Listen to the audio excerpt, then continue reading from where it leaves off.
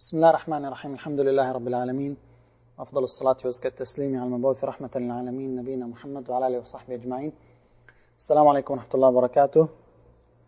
Welcome to the Fiqh class. Today inshallah we're continuing the discussion of the book of marriage, and we are still in the impediments of marriage. We're still discussing this issue. We stopped at the impediment of sickness. Did we discuss this or not yet? Okay. Someone is sick. What kind of sickness? It is the serious sickness. The sickness that you expect you may die. If you are in that state, are you allowed to marry or no?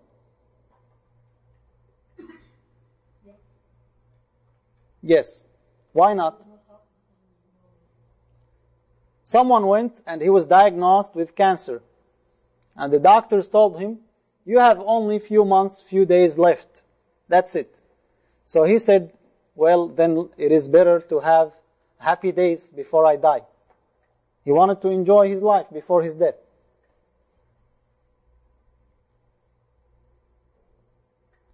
Can he do that or no?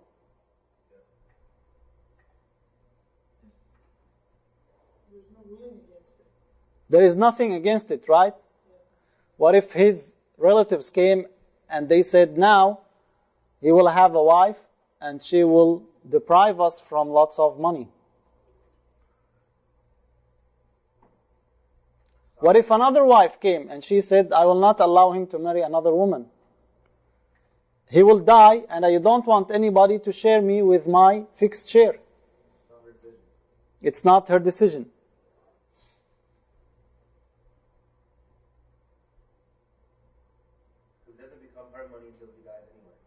Yeah, but isn't he going in the process of getting dead?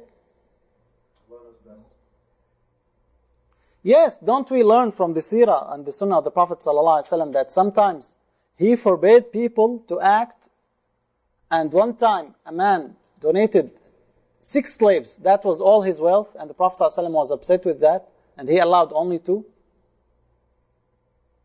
Scholars in general agreed that if the relatives came and they want to seize his money, because he was able to do whatever he wants while he is alive and he is sound and healthy.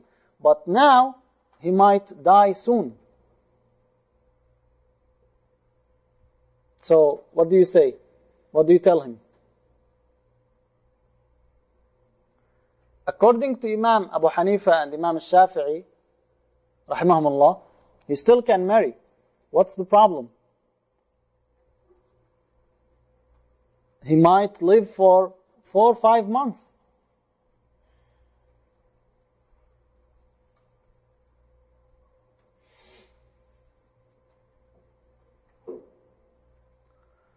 According to Imam Malik rahimahullah,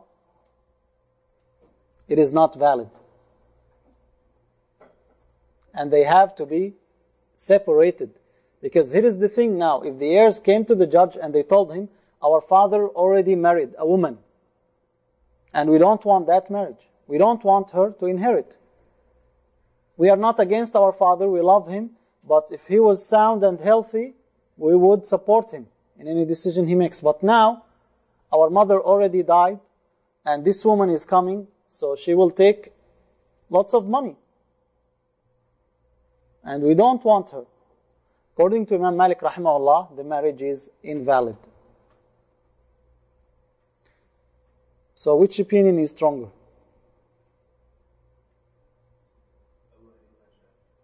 The first one? Yeah. Malik saying because she's married to try to get inheritance? Is that what it means? Well, obviously, why would a woman marry a man who is very sick?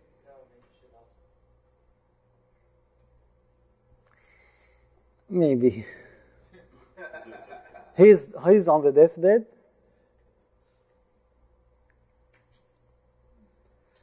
Okay, next issue. We have the impediment of iddah. Impediment of iddah. A woman during her iddah, can she marry? No. Why? To make sure. Of what? Possibility of having a child. What if there was no consummation? You still have to follow the rules. Now, if she is divorced and she is in the waiting period, there is a time of 3 months or 3 purifications or 3 menstruations until she is allowed to marry another man. Right? What if she is in a revocable divorce? Means she is divorced for the first time. She had a problem with her husband and he divorced her. First month passed, second month passed. In that month, a man came and proposed to her. What's the ruling on that? You can't propose. If a woman is already married, it is haram to propose. And it is also haram to hint and indicate. If a woman is divorced and in her iddah, it is still haram to declare your intention. But you could indicate. After the iddah, you are of course allowed to propose normally without a problem. Because remember, while she is in the iddah, in this case, in the case if she is divorced, she is still considered what? A wife for that husband, right? But she is in the process of leaving him. That's why there is this waiting period. So a man came and proposed to her. Not only that, he did marry her. He married her. They came to you, the husband and the wife, which is still in her waiting period from the previous husband. They are already married. What do you do? Only the contract? What? Only the contract is signed. What do you mean only the contract? They are married. They went to someone and they brought witnesses. Since she was already married before, he was lenient with the issue of the wali because she's already married. So she has her own decision. And he thought that she already finished the iddah. So he established the marriage. So they are married. But then later, they realized that she is still in the iddah from the previous husband. And they came to you. They said, let's go to him to find out what would we do. What do you tell them to do? The contract is invalid. Good. Because this man now had a free marriage and he did not pay her the mahar yet.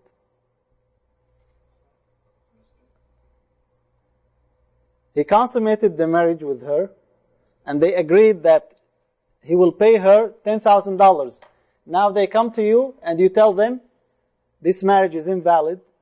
So he says, okay, alhamdulillah, I had some free nights with her. I'm leaving now and I won't pay her anything. What do? You are the judge. Half the dower? Why half the dower?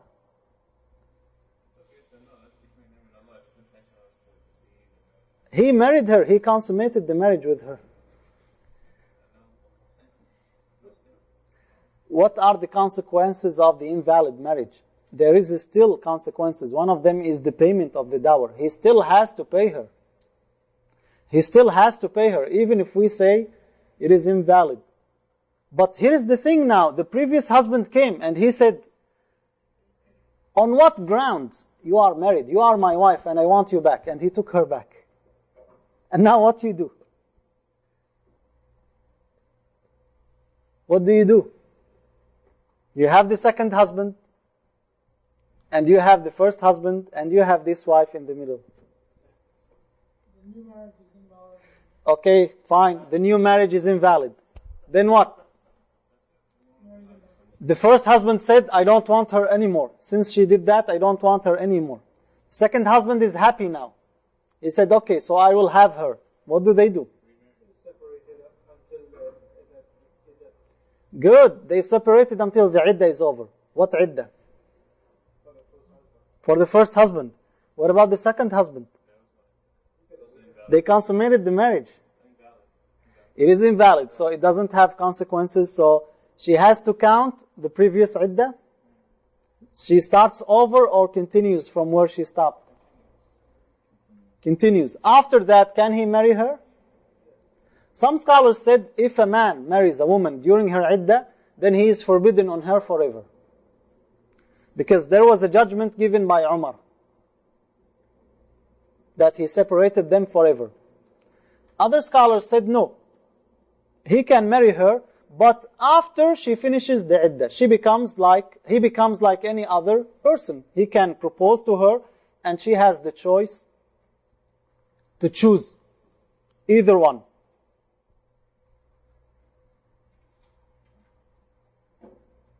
Okay? That is a very complicated issue, if it happened. And it could happen. Okay. Next impediment. The impediment of marriage itself.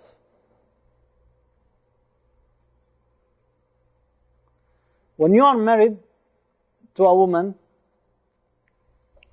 not you, someone who's not a Muslim, two Buddhists loved each other peacefully and they are married, then the wife goes to college, she finds this nice brother, Muslim brother, concerned about da'wah. He gave her da'wah, so she accepted Islam. Now, what do you tell her regarding her husband, who is Buddhist?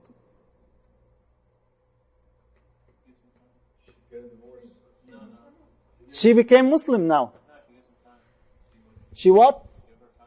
Give her time for what? Convince her husband. Her husband said, no, I love you, but I cannot accept Islam. She should get a divorce. Through the iddah. So,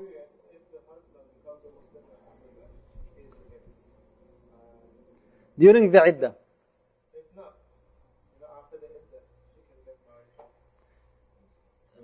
During the iddah, if he became Muslim, alhamdulillah. If he did not become a Muslim, she's divorced. On what grounds are you saying this? Bring a proof for that.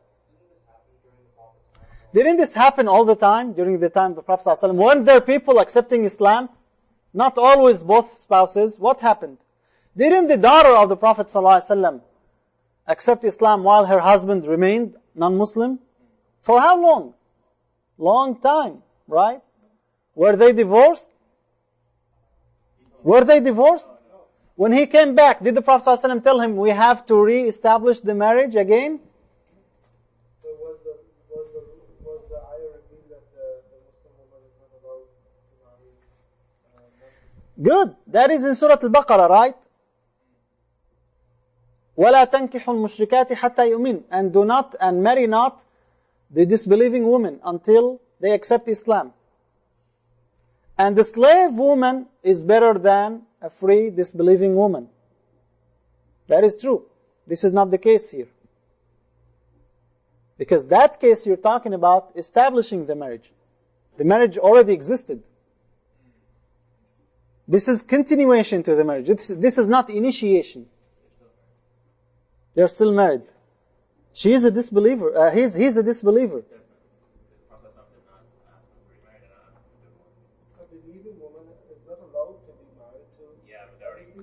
They are not allowed to be married, but they were already married. Just as a son is not allowed to marry his father's wife. Yeah. If that took place in Jahiliyyah. Yeah. Then after that, he has to divorce her, right? No, he's not married. This is over, because this marriage is invalid. Islam deem it invalid. So that's a different case. Doesn't Islam deem it invalid for a Muslim woman to be married to to be married, but they both were married correctly because they were both from one religion. They were both Hindus, they were both Buddhists. That's right. So they are married. They are still married. She is a Muslim and he is a disbeliever, and they are together. Because he did not divorce He did not divorce. his daughters, his own daughter's husband. Yeah, but then when he comes back to Medina and he's accepted Islam, he doesn't say, okay, let's remarry you. He stays on his coast. She should what? He stays on kufr. And he is not accepting Islam, but he loves her. And he doesn't want to leave her. And she tells him, you have to accept Islam. He tells her, I'm not convinced yet. Yes. Maybe the ayah is just for their marriage. So if they divorce, they could not remarry. But Once they're married, you leave a woman. Why it was not allowed for a Muslim woman to marry a non-Muslim man? Because the man is the responsible for the household. Isn't this the same case here? He is still responsible for the household. Is that the reason? Maybe. Still. Actually, if you read, the majority of scholars said, during the iddah period, she is divorced, or she waits until the iddah period. If he did not accept Islam, then they are divorced. But Ibn al-Qayyim rahimahullah discussed this a lot, and he digressed on this issue in Zad al-Ma'ad.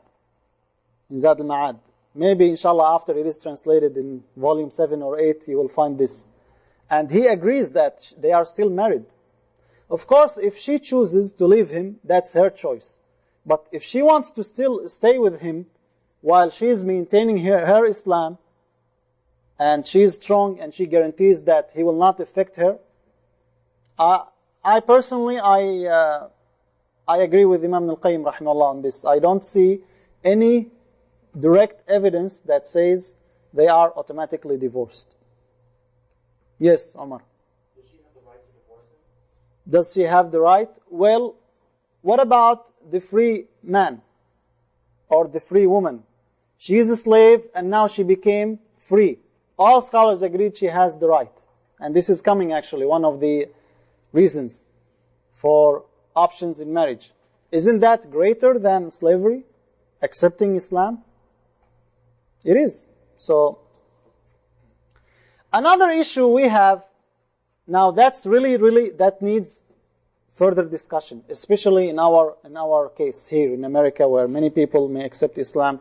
Now, in Muslim countries, this might not be an issue, but here actually it is an issue. And that is the fatwa of some scholars, like contemporary scholars, Sheikh Abdullah bin Bayya, Hafidhahullah, and other scholars. They agree with this. They say she doesn't have to be divorced.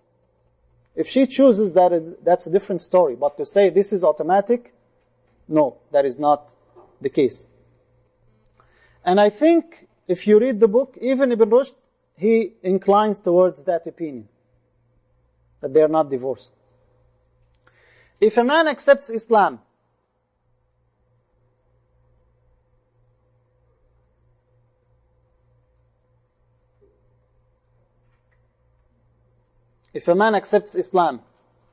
and he has 10 wives, what do we tell him? Or he has 2 wives, but both of them are sisters. Because before Islam, he was married to 2 sisters. He likes to marry from that breed, that lineage. And he married 2 sisters. They are beautiful, and he wanted both of them. He accepted Islam, and he is told this is haram. So what do we tell him? What should he do? Keep them? From the 10, he picks 4. Why not pick the first one? And the rest are invalid over 4. Ghaylan al-Thaqafi radiallahu anh, he came to the Prophet sallallahu alaihi wasallam with 10 wives. He had 10 wives. What did the Prophet sallallahu alaihi wasallam tell him? Keep 4. But what kind of 4? He chooses. What if he chose the last 4? He was married to 6. And he chose the last 4. Or a man that is married to two sisters. He chooses one. The first one. According to Abu Hanifa rahimahullah, the first one. But the majority of scholars said it is his choice. He makes this call.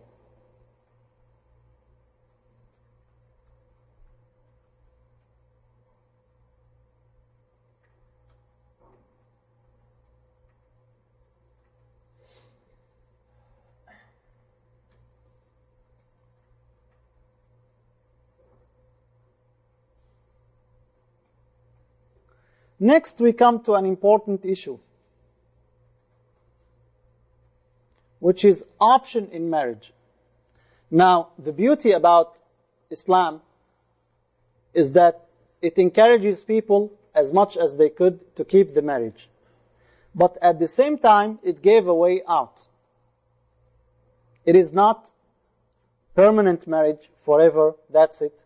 Unlike some religions, you still have a way out.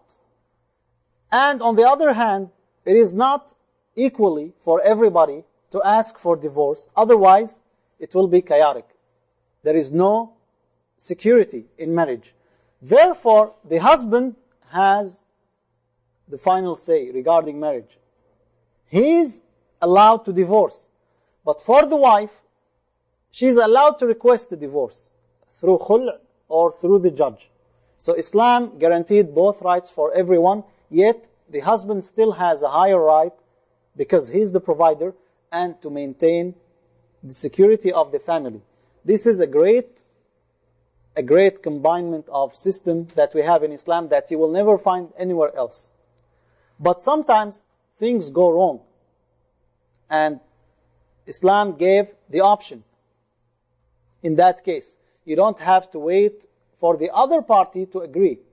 You already have the option, just like in sale. You paid the money, so you took the merchandise, and now you say, I don't want it anymore. The other party has to agree. But there are cases where you don't care about what the other party says because there is a defect. So in marriage we have 4 reasons to get the option, where you are free to continue or leave this marriage. The first option, when you have deficiencies, when there is defect in marriage, in the other spouse. Or when there is difficulty or inability. Inability to what? Inability, this pertains to the husband, when he is unable to pay the money to maintain the household, the expenditure on the household. Third option is the loss of a spouse. And the fourth case, in case of freedom. These cases allow spouse to request a separation. So let us start with the first thing, which is deficiencies or defect in marriage.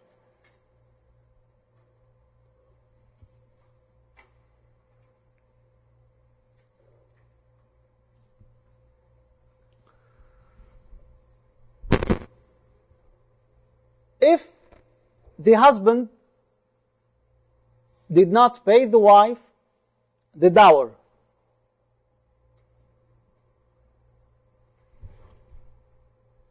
a fiancé promised to pay $10,000. They agreed that the marriage will be on that day. For instance, they established the contract. Legally, Islamically, they are what? Married, husband and wife. The wife asked the husband to pay her the money on February 20th. Because they will have the ceremony and the consummation of marriage on March 1st. So she requested 10 days before the celebration to have the money, the dower. The 20th of February came and the husband did not have money. He said, by the end of the month, I will get my paycheck and I will pay you. The 28th came, the 29th came, and the 1st of March came, and he did not pay her. And he said, I cannot pay you now. And her family became concerned.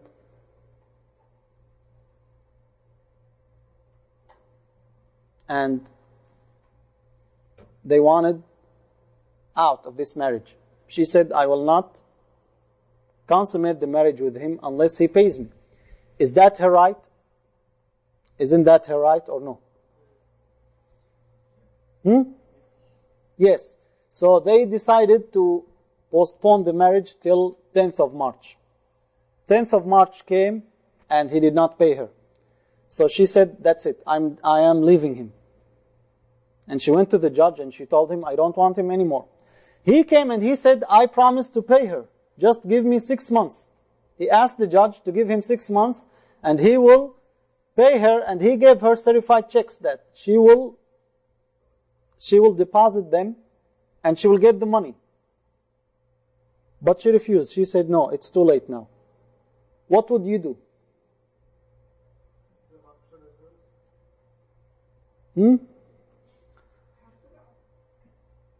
What? Half the dower for what? Because of the contract and the full consummation. Yeah, but he said, I am willing to pay the entire dower, but I want her to be with me. Do you separate them? She has the right. The Zahirites said, no, she doesn't have the right. But the majority of scholars said, she has the right. Okay, this is one case. Another case, if they already consummated the marriage.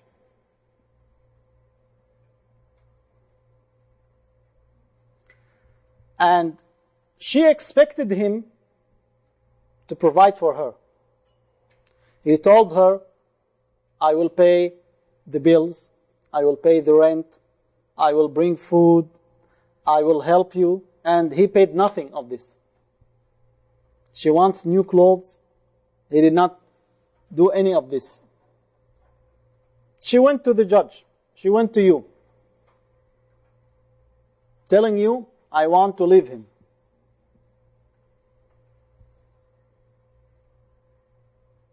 What would you do in this case?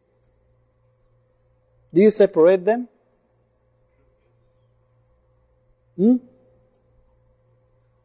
you separate them? Why? It is her right to get the money, right?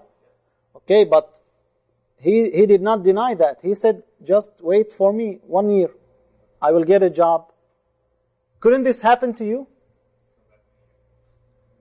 Couldn't this happen to every one of us?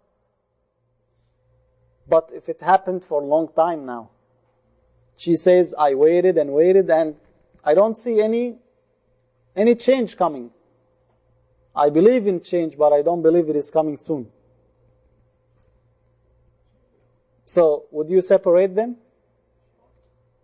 She wanted to. Would you separate them?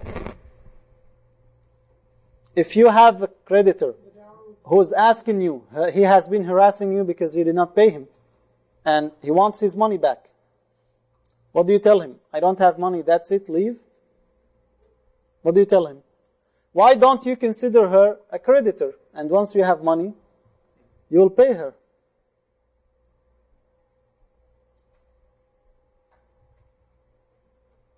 Can you give her some kind of collateral? He doesn't have any assets. In this case, will the state provide? Now, if she is happy with it, there is no issue here. But the issue is when she says, I want to leave. It is my right, he is not providing for me, and I want to leave. Again, the majority of scholars said, it is her choice. But Imam Abu Hanifa rahimahullah said no. And the Zahirites also said no. They are not separated. Because when they were married, there is an evidence. And there is a consensus that they are married. Now, on what grounds are you separating them? You have to have a strong evidence that she is allowed to be separated.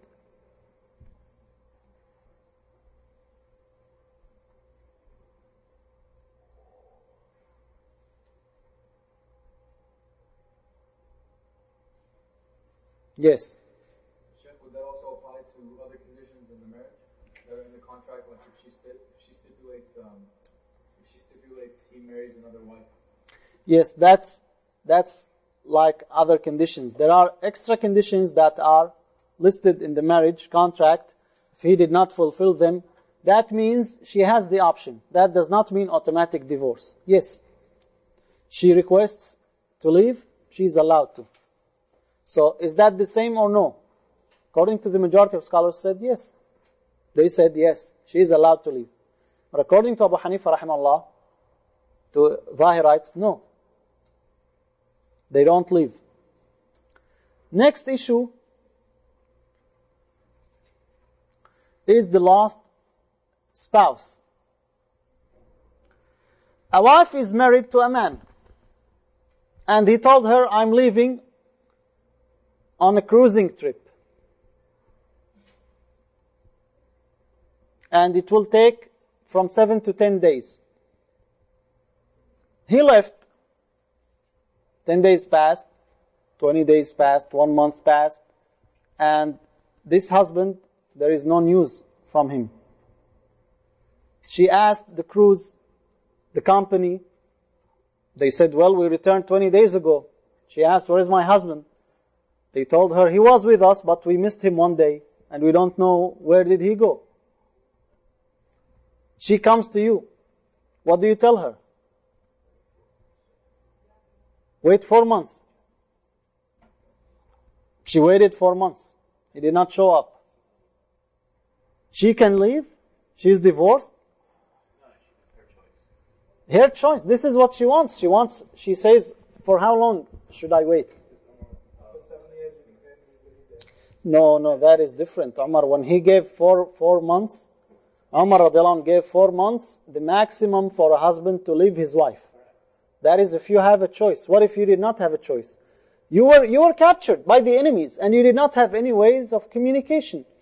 After 1 year, they released you. There was a turmoil and then they released you. They saw you have a beard. They thought you are terrorists, so they captured you. After 1 year, they established democracy and they left you. You went back. She doesn't know that, yeah. You don't hold her prisoner in this marriage. So for every woman, if she misses her husband for 4 months, that's it. She's divorced. She wants to leave the marriage. No supporter, no one to help her, not to do anything. So we can go for it. That's what they say, 4 months. That's why they limited it to 4 months because of that. By that time, By the way, this did happen. Not only 4 months. It happened to the prisoners of war in Kuwait. When Saddam invaded Kuwait, there were 605 prisoners taken from Kuwait, and their wives did not know what happened to them. They hope that they are still alive, captured in prisons of Saddam Hussein. But after the American invasion, after the war in Iraq, they found out that all of them are dead. Now, when they were captured, it was 1990. The American invasion to Iraq happened in 2003. For how many years this lasted? 13 years. 13 years. And they don't know. So a woman comes to you and tells you, I don't know what is happening to my husband. And honestly, I cannot stay like that. I'm still young. Now maybe people will still marry me. But later on, if I wait for 10 years, what should I do? What do you tell her? You give her 4 months. That's it. Imam Malik rahimahullah gave 4 years. He said she waits 4 years. After 4 years, then she is divorced. She does the iddah and she is divorced. But what is the basis for this? This was a judgment from the companions. And now this is the case of marriage. What about inheritance? And this is something that we will discuss in inheritance, because it could happen. We'll discuss it, inshallah, second semester. Someone left and you have millions of dollars. You need them to be divided so you could get the money.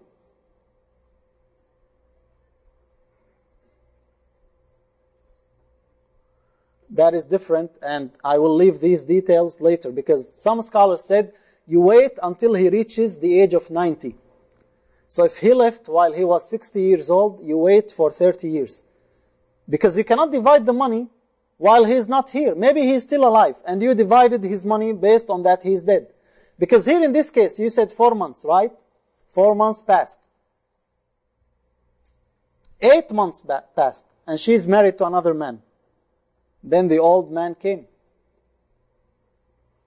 After 8 months only, he came to find his wife with another man. What do you do? What? Understandable?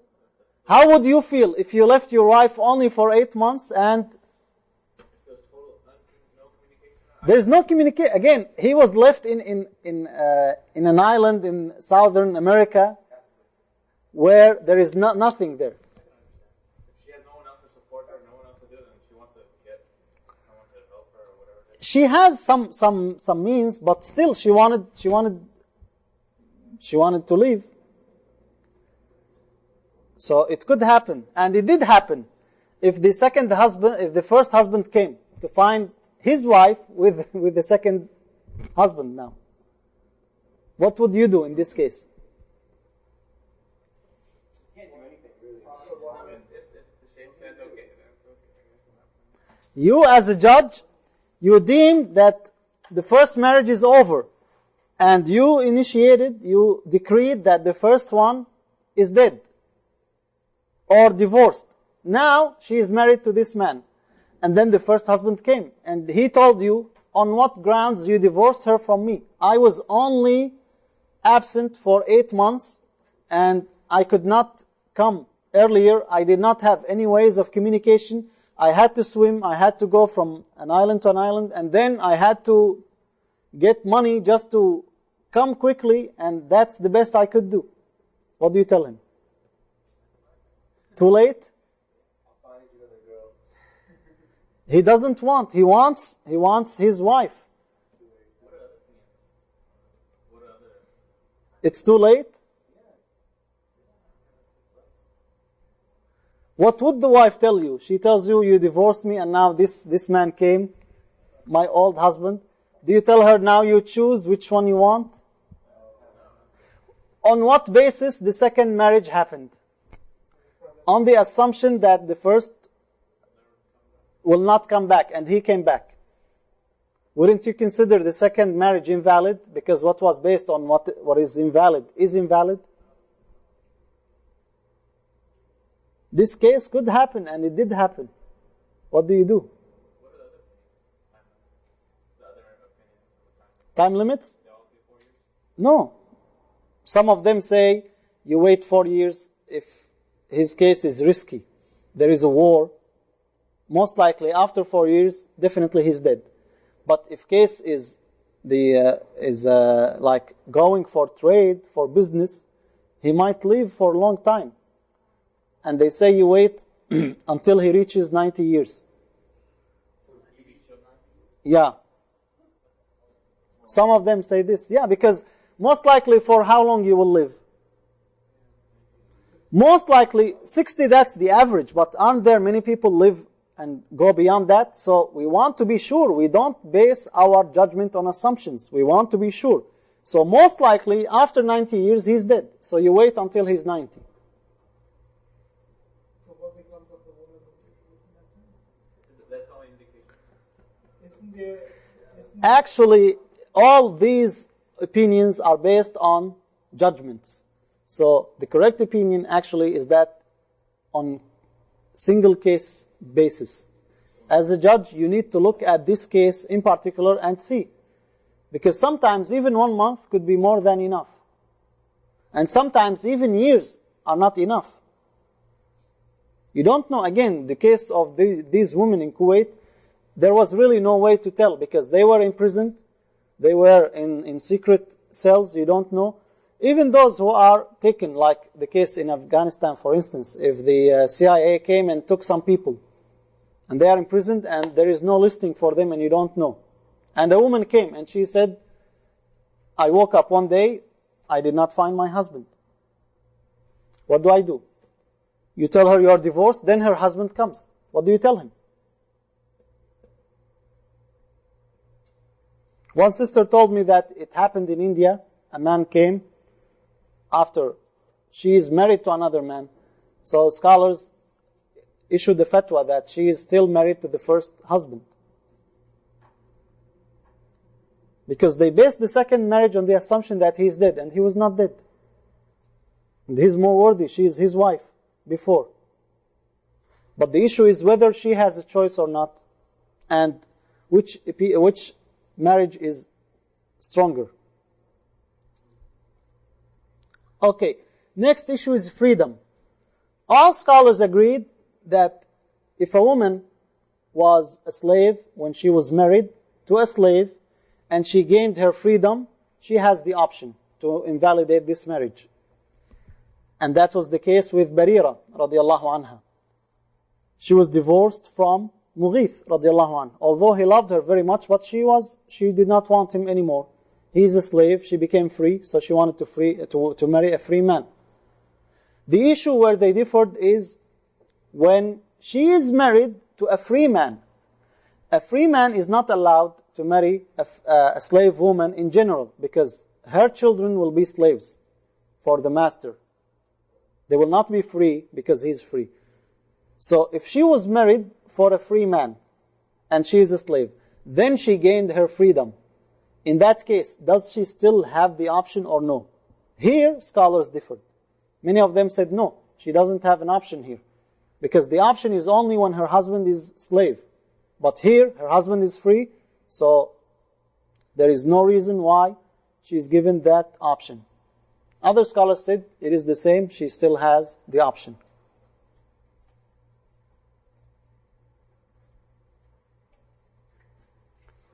So, these are the opinions here. And with this, inshallah, we conclude with the fiqh session.